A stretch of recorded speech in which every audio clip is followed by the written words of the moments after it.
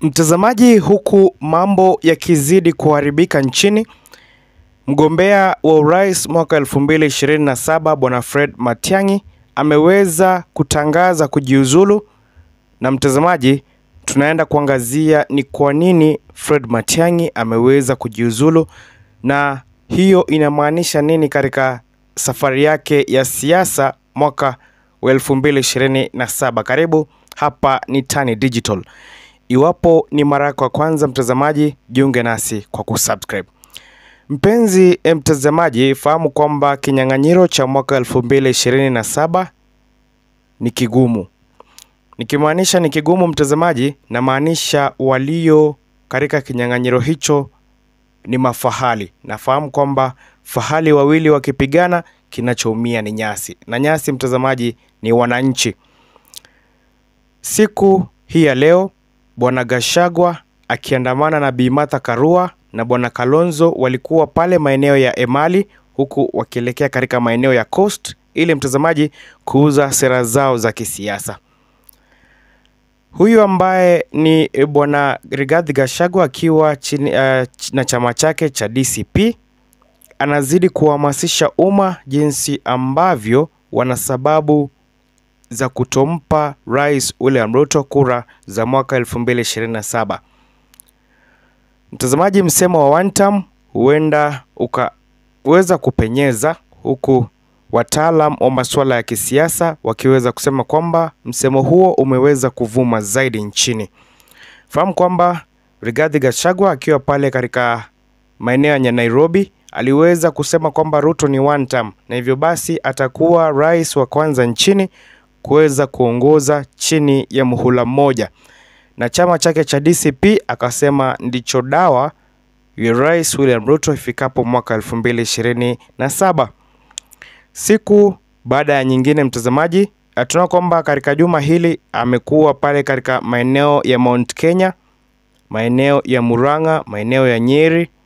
Na hivyo basi mtazamaji, akizidi kuungana na Wakenya, huku akizidi kuuza sera za chama chake cha DCP, akingoja safari yake ya siasa mwaka wa 2027. Mtazamaji, mgombea wa kiti cha urais kutoka eneo la Gusii Nation Bwana Fred Matiang'i anazidi kupata umaarufu. Na mtazamaji, siku hii ya leo taarifa zimeweza kutufikia kwamba Bwana Fred Matiang'i ameweza kujiuzulu katika kazi yake kama pale alipokuwa anafanya kazi katika World Bank. Na mtazamaji, hii ni kwa sababu ya kuweza kufocus on politics.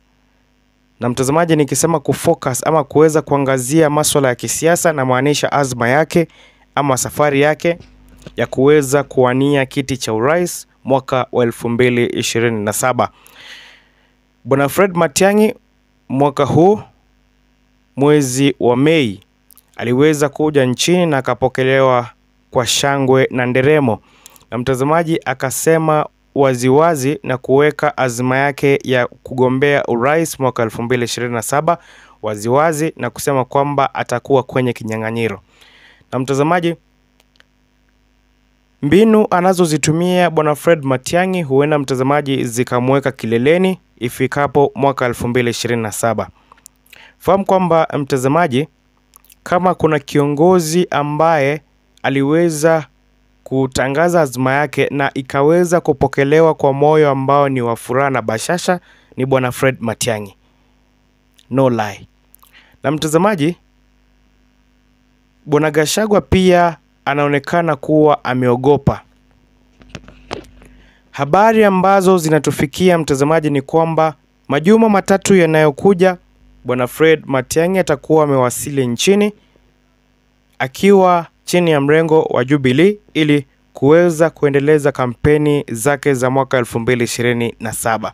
Fahamu kwamba mtazamaji, ni takriban miaka miwili na miezi fulani ambayo imebaki ili wananchi waweze kumpigia kura rais wanayemwenzi mwaka huo. Na mtazamaji, there is high struggle for Fred Matiang'i in the Nyanza region.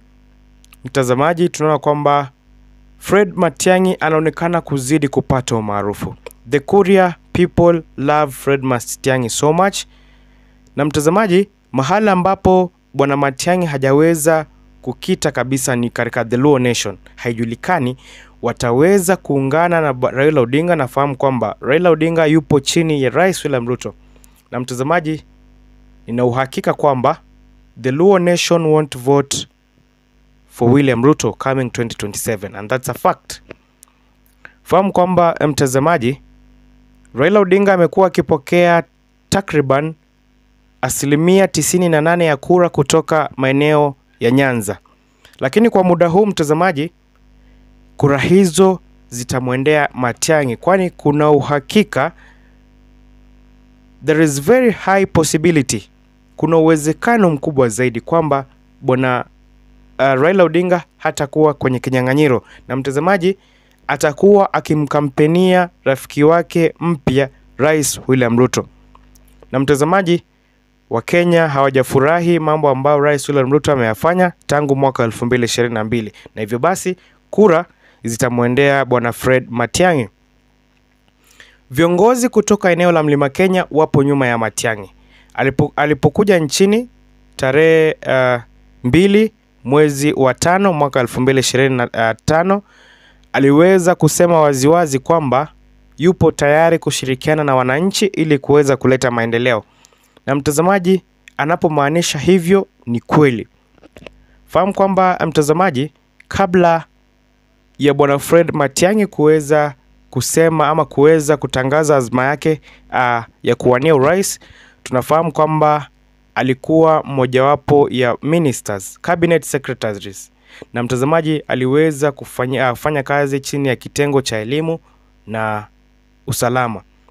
Na alipokuwa pale mtazamaji, sekta hizo ziliweza kufanya kazi bora zaidi. Na hivyo basi Wakenya hawana shaka kwamba rais wao wa 6 ni bwana Fred Okengo Matiang'i, jambo ambalo mtazamaji linazidi kuzua hisia na kuleta kibaridi ndani ya serikali ya Kenya Kwanza inayoongozwa na Rais William Ruto.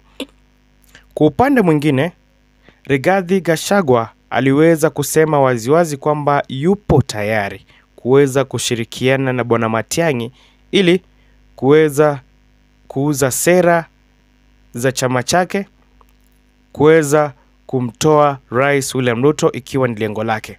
Fahamu kwamba mtazamaji, Gachagua ni adui mkubwa sana ya Rais William Ruto. Alipobanduliwa kutoka mamlakani, mtazamaji, tunao kwamba aliweza kusema waziwazi kwamba Rais William Ruto hamtaki, na hivyo basi ana njama za kuweza kummaliza. Jambo ambalo mtazamaji linampelekea bwana Gachagua usiku na mchana kuweza kutangamana na Wakenya ili kuweza kujumuisha na kuhamasisha umma jinsi ambavyo serikali ya Rais William Ruto ilivyojawa na maovu. Fahamu kwamba mtazamaji, hapa ni Tani Digital.